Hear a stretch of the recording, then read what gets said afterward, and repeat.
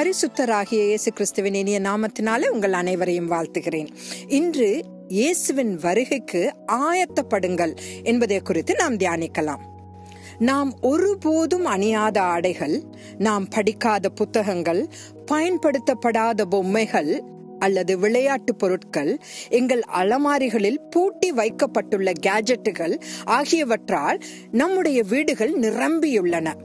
நம் மொபைல் போன்கள் செய்திகளை சேமிக்க இன்னும் இடம் தேவை என்று செய்தி அனுப்பி கொண்டிருக்கின்றன. தகவல்களும் அநேக விஷயங்களும் நம்மை சுற்றி குவிந்து கொண்டிருக்கின்றன. அதை எதுவும் செய்ய முடியாதவர்களாக நாம் இருக்கிறோம். நம்மிடம் இருக்கும் இந்த விஷயங்கள் அனைத்தும் கவலை மற்றும் எதிர்மறை எண்ணங்களை மட்டுமே நமக்கு உருவாக்குகின்றன. எல்லாமே முக்கியமானதாகவும் அவசரமானதாகவும் நமக்கு தோன்றுகிறது. ஒவ்வொரு இமெயில் மற்றும் SMS-க்கு பதிலளிக்கப்பட வேண்டும். இக்காலத்துக்கு ஏற்ப லேட்டஸ்ட் எலக்ட்ரானிக் பொருட்கள் வாங்கப்பட வேண்டும். இந்த விஷயங்கள் ஒரு சராசரி குடிமகனை அவனுடைய வாழ்க்கையில் விஷயங்களில் தொடர்ந்து தன் நேரத்தை செலவழிக்க செய்து நித்தியத்தை இழக்க வைக்கின்றன. ஓய்வெடுக்க நேரமில்லை என்று நாம் அடிக்கடி உணர்கிறோம். மேலும் அதன் உச்சகட்டத்தில் நாம் மன அழுத்தத்தால் ஒரு உடைவு நிலைக்குள் சென்று விடுகிறோம். உலகில் என்ன நடக்கிறது என்பதை அறிந்து கொள்வதிலேயே நம் மனம் சிக்கிக் கொண்டிருக்கிறதே தவிர, கிட்டத்தட்ட 2000 ஆண்டுகளுக்கு முன்பு உலகின் எதிர்காலத்தை பற்றி கர்த்தர் எழுதிய வேதாகமத்தை படிக்க நாம் தயாராக இல்லை. தேவ பிள்ளைகளே, வேதாகமத்தில் உள்ள தீர்க்க தரிசனங்களில் 80% மேலாக நிறைவேறிவிட்டன என்பதை நினைவில் கொள்ள வேண்டும். இதை கருத்தில் கொண்டு மீதமுள்ள தீர்க்க தரிசனங்கள் நிறைவேறாகாது என்று ஒரு சிலர் நம்புவது எனக்கு விசித்திரமாக இருக்கிறது.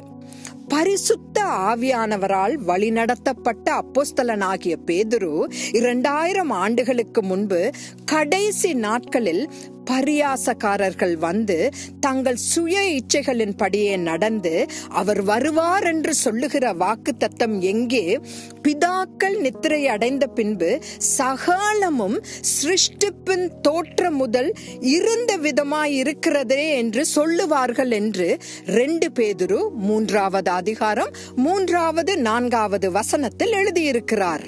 நோவாவின் காலத்தில் ஜலப்பிரளயத்தை அனுப்பி தேவன் உலகத்தை அழித்ததால் இம்முறை வானங்கள் வெந்து அழிந்து பூதங்கள் எரிந்து உருகிப்போம் என அப்போஸ்தலனாகிய பேதுரு 2 பேதுரு 3வது அதிகாரம் 12வது வசனத்தில் கூறுகிறார். இறுதியாக 14வது வசனத்தில், ஆகையால் பிரியமானவர்களே, இவைகள் வர காத்திருக்க நீங்கள் கரையற்றவர்களும் பிழை இல்லாதவர்களுமாய் சமாதானத்தோடே அவர் சந்நிதியில் காணப்படும்படி ஜாக்கிரதையாயிருங்கள் என்று அவர் எச்சரிக்கிறார். பிஸி என்ற ஆங்கில வார்த்தையை சுருக்கமாக பாண்டேஜ் அண்டர் சேட்டன்ஸ் யோக் என்று விரிவாக்கம் செய்யலாம்.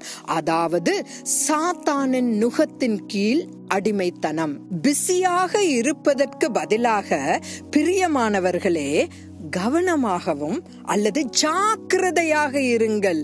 இயேசு கிறிஸ்து அதிசீக்கிரத்தில் வரப்போகிறார். ஆமென்.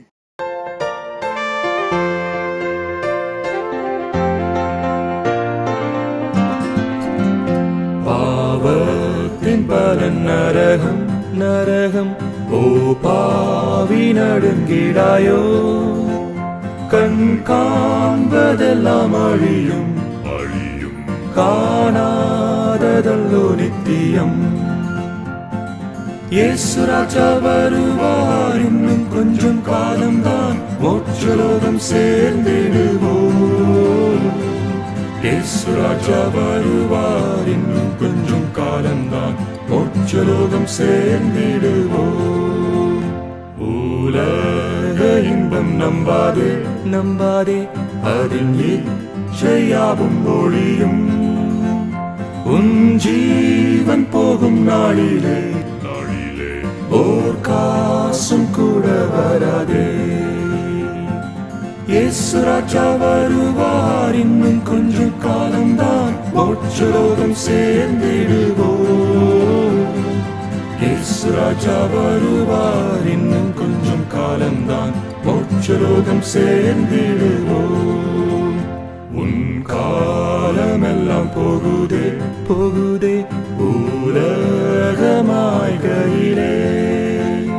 ஓ தேவ கோபம் வருமுன் உன் மீட்பரண்டை வாராயோ. இயேசு ராஜா வருவார், இன்னும் கொஞ்சம் காலம்தான், மோட்சலோகம் சேர்ந்திடுவோம். இயேசு ராஜா வருவார், இன்னும் கொஞ்சம் காலம்தான், மோட்சலோகம் சேர்ந்திடுவோம். சீக்கிரம் இயேசு ராஜா வருவார், இன்னும் கொஞ்சம் காலம்தான், மோட்சலோகம் சேர்ந்திடுவோம். இயேசு ராஜா வருவார், இன்னும் கொஞ்சம் காலம்தான், மோட்சலோகம் சேர்ந்திடுவோம்.